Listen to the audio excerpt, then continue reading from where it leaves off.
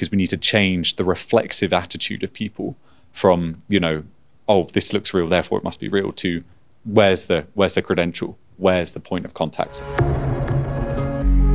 Ich hier, der hier gerade vorher steht, ich bin wirklich ganz, ganz echt. Das schwöre ich euch. Ich bin nicht AI generiert oder sonst irgendwas. Man kann sich aber nicht mehr so sicher sein teilweise, denn ob ein Text, ein Video oder ein Bild AI generiert ist oder von einem Menschen, das weiß man manchmal gar nicht mehr so richtig. Einer, der das meistens wahrscheinlich schon ganz gut weiß, ist Henry Ajder. Er ist Gründer von Latent Space Advisory. Die beraten Politik und Unternehmen in AI- und KI-Fragen. Und Henry Ajder ist auch auf den Medientagen München. Hi. Hi. Henry, hi, nice to see you. Nice that you're a guest at Medientage. Thanks for having me. It's been great fun. You, as an expert, do you also sometimes find yourself in a situation that you don't know if something is like a real human that you're seeing or AI generated? Yeah, more and more frequently this happens. So when I first started working in this space, once you'd learned to look for some of the telltale signs and did a little bit of kind of forensic analysis, you could quite easily tell most of the time. You'd look for maybe some distortion, you'd maybe look for some artifacts, as they're called, in an image. If you're listening to audio, maybe you're looking for the pronunciation of certain words. But as the space has evolved and evolved rapidly, it's increasingly difficult to tell. And so I'm getting a lot of requests from journalists now saying, look, is this real or is this not? And because their reputation is on the line if I get it wrong, I'm increasingly saying, well, look, I may have picked up on something that is suspicious, but I'm not 100% certain, right? And that's kind of one of the problems, is that when you can tell, or sorry, when you can't tell something is real or fake, it means you're suspicious of all media, right? Not necessarily just the stuff which is clearly fake. It blends in. And so you have this challenge now where deepfakes and synthetic content are hidden in plain sight. You know, they're everywhere and increasingly hard to separate. So yes, it's getting harder. And sometimes I think it's the other way around. So I saw the photo and videos of Donald Trump in McDonalds, and I thought, like, this looks AI generated. This doesn't look real. Absolutely. It's a really fantastic example of the kind of mindset shift that this technology is driving, right? Is that it's no longer the case that this is a niche topic that only I and a few other experts or people working in the space are familiar with. Everyone is now familiar with AI-generated content, whether it's because of the Pope in the puffer jacket image that went viral, or if it's because of Kate Middleton and, you know, editing these photos that kind of caused this media storm. Now when anything looks suspicious or perhaps is just surreal, right? Donald Trump serving fries in McDonald's.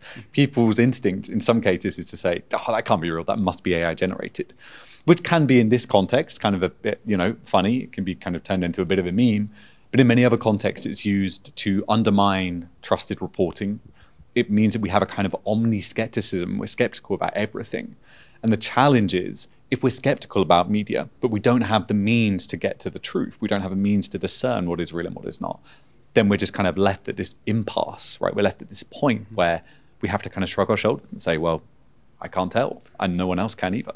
So do you think we already reached this point that we have like some examples where we don't know, we can't prove that it's real or not real?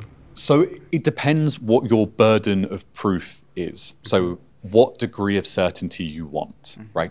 So there was a case last year, I think it was, in Mexico, where a piece of allegedly synthetic voice audio was created of one of the Mexico City candidates, basically saying the process had been fixed.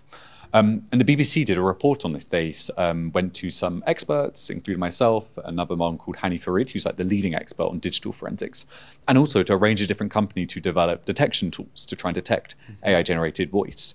And at the end of this episode, it was a radio series, at the end of this episode, there was no answer. They didn't say, this was real, this was fake.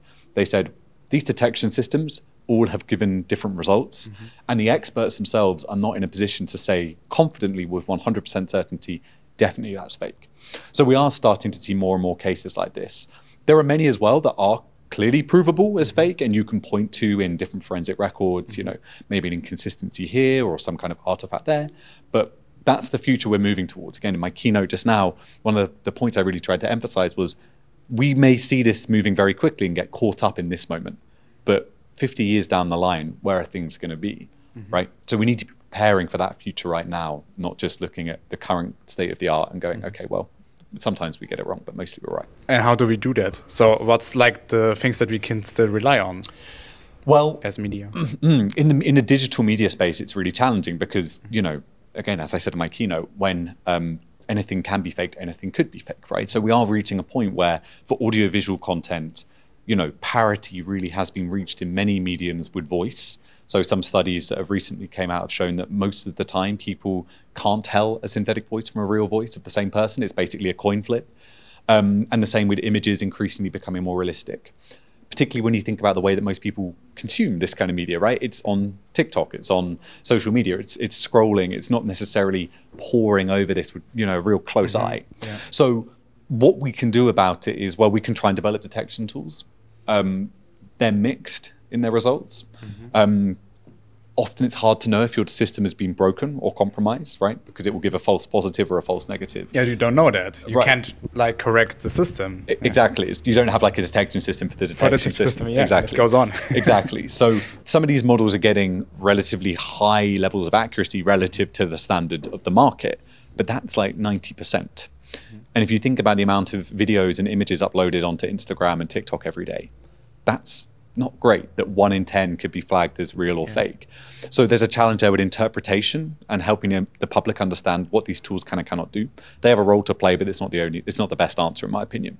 The most promising response I think we have is what's called content authentication technology, which is essentially using the digital nutrition label approach, which is that we can secure metadata about a piece of media to it in a way which is cryptographically secure, right? It can't be tampered with, which then provides a log almost of how that piece of media has been edited, how it's been captured.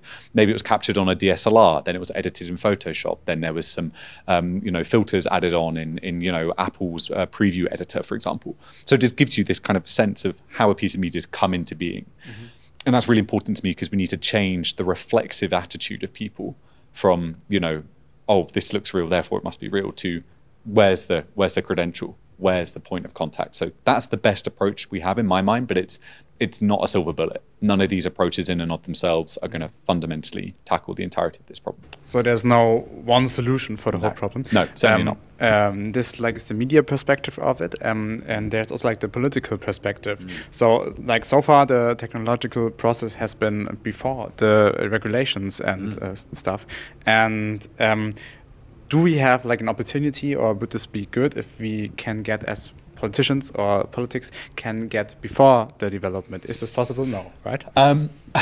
I mean, if it's possible, it certainly hasn't happened yet. Kind of preemptive regulation is difficult, right? Because the speed of change, particularly in a part of the world, such as here in the West, where free market, forces are typically the ones doing the developing and the innovating. It's not like this is all underneath the government. It's not kind of being tightly controlled.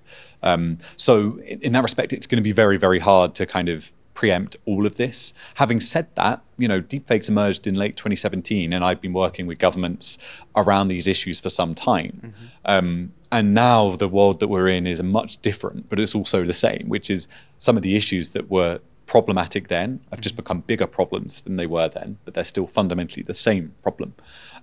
But there are also technologies and approaches that are evolving, like, for example, agentic AI agents, which I don't think many people saw as a pressing problem. Simply put, resources, time, it's very hard to preemptively regulate, but I think that the approaches that are coming now are better than the ones that came before, for example, say with how we approach social media. So I think we've made some progress, but there's still a heck of a long way to go. All right. Do you think there's do you personally hope for some fields where AI can contribute to your processes, or what do you hope that still comes in the development of AI technologies? So, I mean, there are so many different formats of AI. I mean, it's a bit, it's a good question, but it's a bit like saying, what are you most excited about? Electricity, right? Yeah, I mean, right. It's such a broad technology, right? And my expertise, and I'm careful to stay within my area of expertise, is really about synthetic media and generative AI, the space that's really blown up over the last couple of years. But I'm really excited about the potential, as I mentioned in my keynote, about accessibility. So helping people with disabilities basically interface with the digital world and the outside world. For example? Well, so one example is the ability to clone voices of people who are going to lose the ability to speak or have already lost it. That could be based on past recordings, or if they have some kind of prior warning, maybe they go into a studio and record lines. And then they can retain that voice in whatever voice tools they use to communicate, which sounds like them, which, for example, Stephen Hawking didn't have that choice. He got this robotic voice, which, became his brand. It became a recognizable part of him, but he wouldn't have to make that choice nowadays, or he would have had a choice to have a personalized voice. Same with, for example, synthetic sign language in real time. It's really, really exciting and powerful. Avatars are really useful for this too. So that's one area. I think the education potential is huge.